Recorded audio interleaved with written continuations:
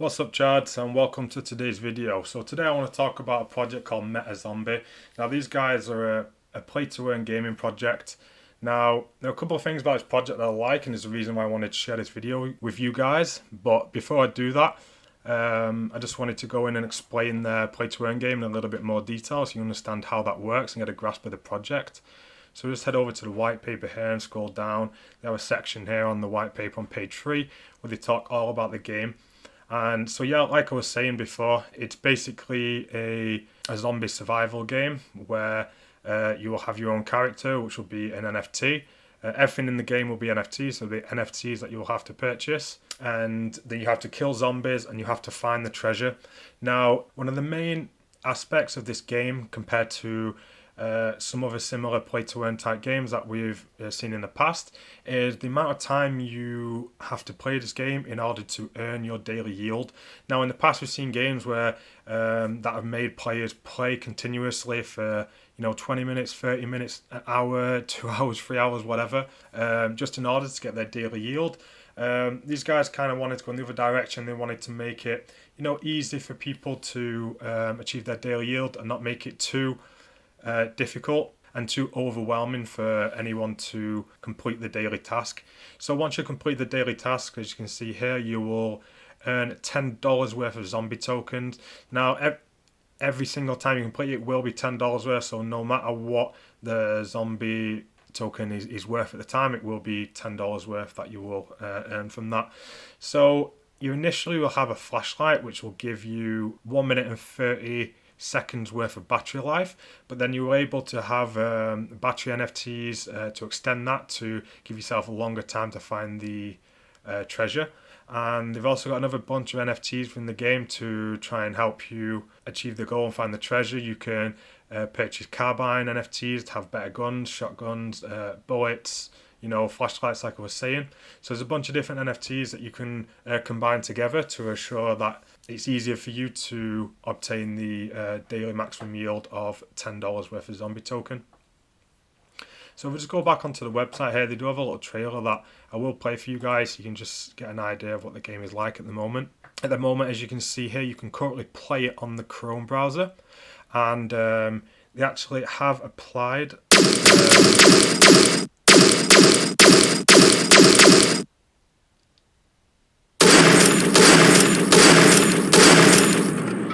to have their game. They've actually received a reply from the Google App Store to say that the application is currently in review. So rather than later, you will be able to download their game on the Google App Store as well. So it will be available on mobile. And you can see here, yeah, this is just how it works. It's like a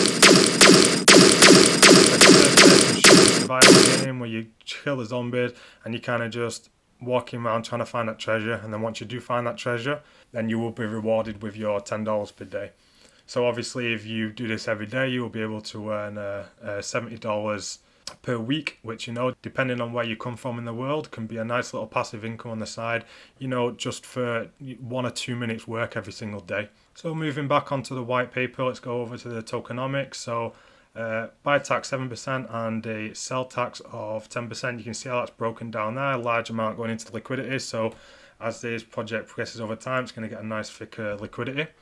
2% go into marketing to assure that these guys can keep affording to spread the word about their project as time goes on.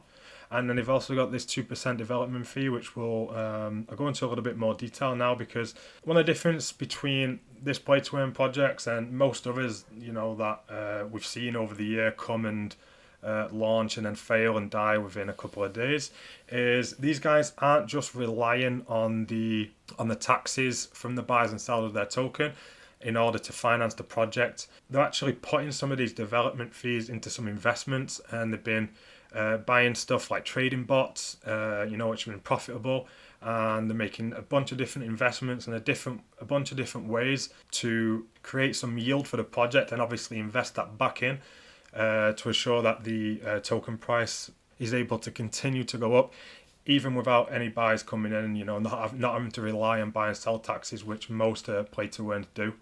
And it's probably the reason why most of them did fail. So as you can see, if we go onto the chart here, this is This is what it looks like since it launched back at the start of August. So this is 2 months ago now, and you can see team's done a really good job. I mean, it's been a really tough place in the DeFi world at the moment, especially for things like play to earn games. I mean, I could probably count on one hand the amount of play to earn projects that have managed to last 2 months like this. Most of them are, have come and they've died off by now. So it just shows the success really of the team and how much hard work they're putting into it, and it's obviously paying off. The market cap still is very, very low. It's still at 70k here. Now they have worked on like listings and stuff like that, and as of so far they have had 2 different centralized exchange listings, and most of the listings are the reasons why you see these big pumps here coming up. I think the first centralized exchange listing was here, and it was Vindax exchange, and they have a bunch of different trading pairs on there. And then after that there was Bank Centralized Exchange, which has been the second one. I think they've been available on there since early September. And then also since then, they had their CoinGecko listing as well. Now, they have had a few listings already, but as I was saying before, these guys have still got a bunch of listings coming up in the future.